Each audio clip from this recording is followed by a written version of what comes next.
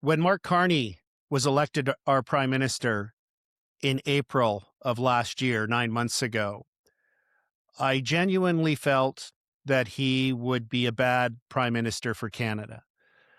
But I never imagined he would do some of the things he has done in the recent weeks. His latest poking in the eye of the United States, our largest trading partner, the largest economy in the world, our primary defender of our country militarily. We can't even shoot down a Chinese weather balloon.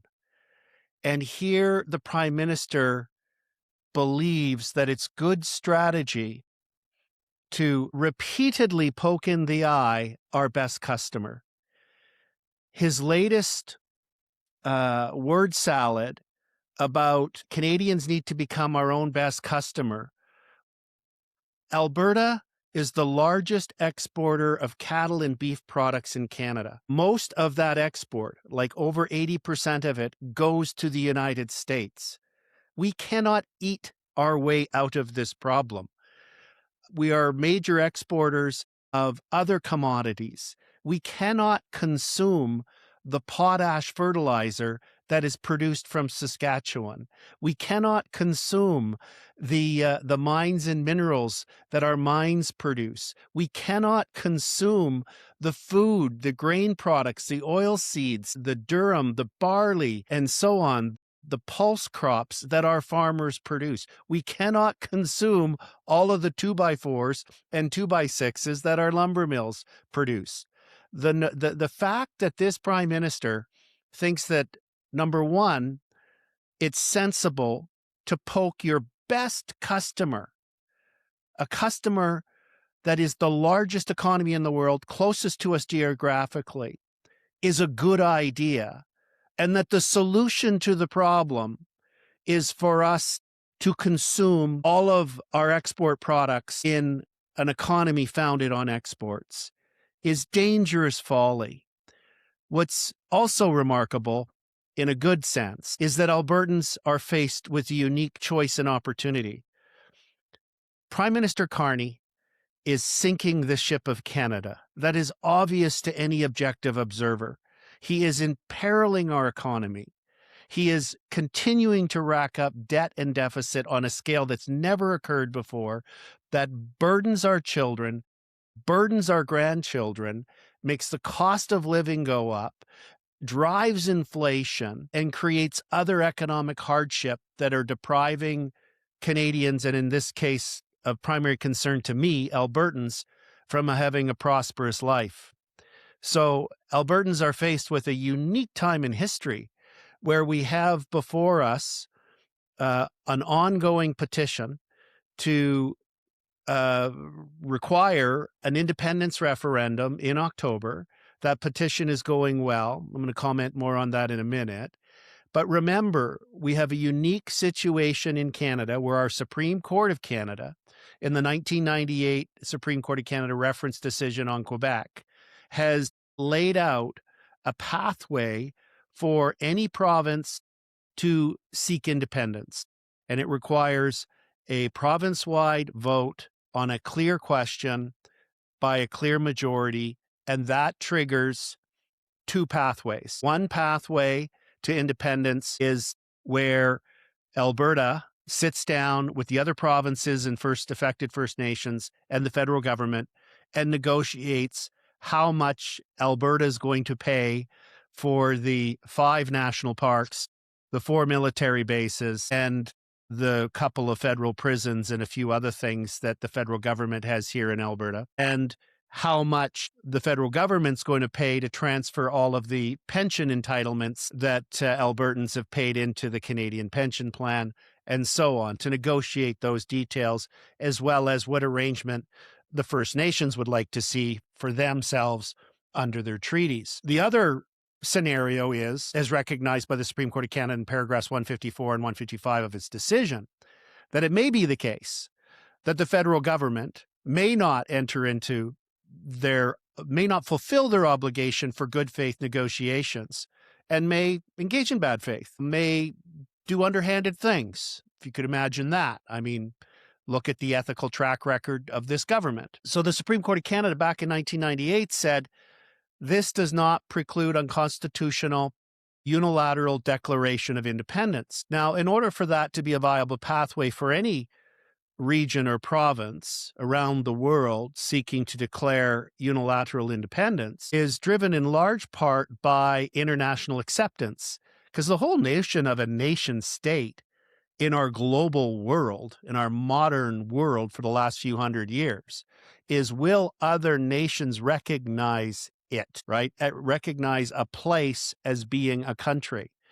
The United States has signaled from meetings that have been publicized by the Alberta Prosperity Project that the State Department's apparently indicated that the United States believes in the free will and self-determination of people and democratic processes, and that if Albertans decide that they want to be an independent country, that the United States would recognize that. And there's an understanding that there's many other countries around the world that would recognize that as well.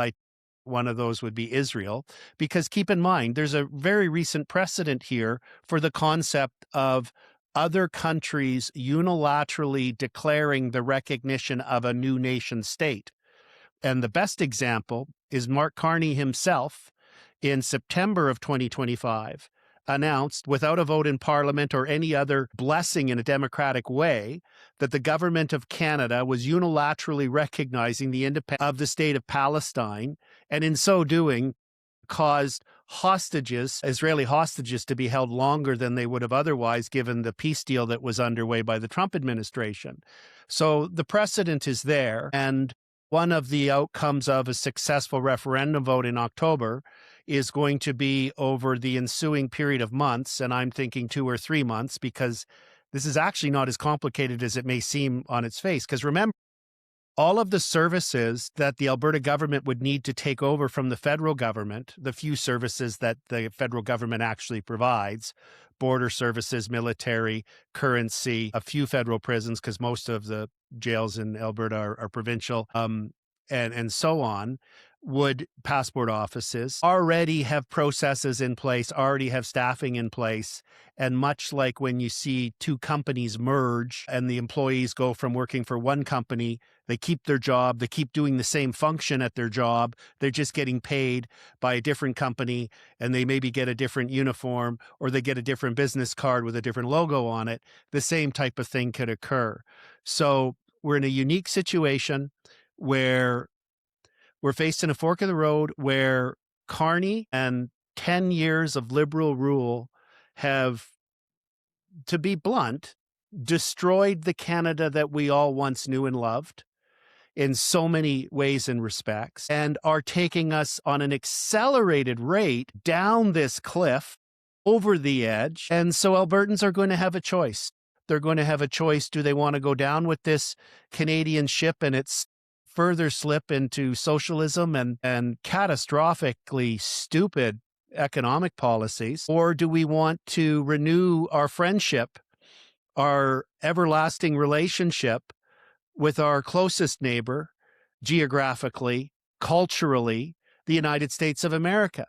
Now, there's increasing discussion coming out of the United States in their legacy media by Trump administration officials and others, social media influencers, about the situation in Alberta. There seems to be recognition that Alberta is saying, we don't think it's a good idea to poke our best customer in the eye. We recognize that our trade patterns here in Alberta are not east-west. They're north-south into the United States. We recognize that our cultural origins are from the United States. You get this occasional peripheral talk from social media influencers in the U.S. like, oh, Alberta's going to become the 51st state.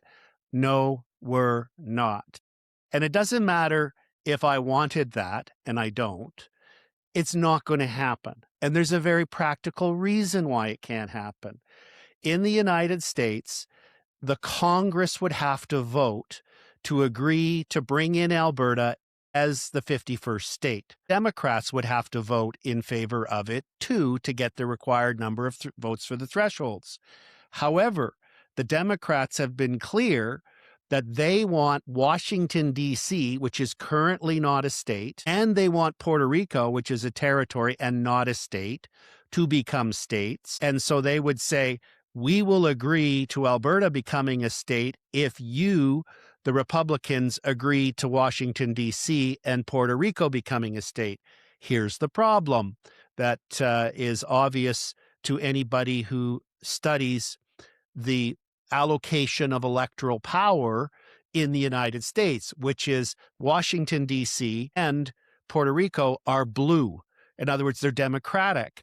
And given the number of seats they would get in Congress, in the two houses, the Senate and the House of Representatives, it would distort the electoral power balance in the United States and could potentially preclude the Republicans from ever holding power again. So it's a complete non-starter. As much as President Trump likes to muse and say provocative things, the simple electoral math doesn't work. Alberta cannot become the 51st state, and those who are calling for the independence of Alberta are not calling for Alberta to become the 51st state. We want to become an independent, free country where we can achieve our potential, we can release our resources, we can stop these insane policies and ideological extremism from Ottawa, where we can get Ottawa's knee off our neck and build a happy and prosperous future for our children and our grandchildren. We know we have the capability to do it. We've just got to get out from underneath the thumb of Ottawa, and we're posed with the uniquest opportunity in history, combined with the legal pathway that the Supreme Court of Canada has laid out, combined with the opportunity for independence recognition from the United States and a couple of other dozen countries around the world. So there's that. Now, you will have seen the long lineups for people to sign the petition. And that's inspiring. I've again had an opportunity to talk to many of the people at the different locations across the province that have been in these lineups, and they all say the same thing: the hope, the excitement, the steely determination, and the phrase so often heard, I'm doing this for my kids, or I'm doing this for my grandkids. So that's terrific. But you're going to start to see the lineups subside and almost disappear. And the reason is, the only person who can witness your signature when you sign the petition is a canvasser who's been vetted and approved and has a canvasser badge with a number on it and identification from Elections Alberta. Elections Alberta has to approve the canvassers. And there's been a backlog, but there's now hundreds and hundreds of canvassers approved, and there'll be hundreds and hundreds more approved in the coming weeks. The goal is to get up to thousands of canvassers. You'll have seen it, like the Edmonton event, they might have had 4 people, canvassers signing, and you'll now see the photograph from an event in Cochrane, and there's 14 canvassers there. So I noticed, I can't remember where it was, I think it was Airdrie, they just had a drive-through system set up. Someone set it up so you just pull up in your vehicle. They had pylons, safety vests, all that stuff was completely well organized, and you didn't even have to get out of your car. You had to show your identification, and the canvasser ensured that you properly completed your signature. So it's going to get easier and easier to sign, and you're going to see canvassers in more and more locations. Permanent storefronts are opening up. They're open Monday to Friday or Monday to Saturday, set hours so you can go in. So the critical thing is we get as many Albertans as possible to understand the dangerous course we're on under the reckless leadership of Mark Carney and his new government Liberals, which are the same as the old government Liberals, and the incredible opportunity that Alberta has to become the freest, most prosperous, independent country in the world.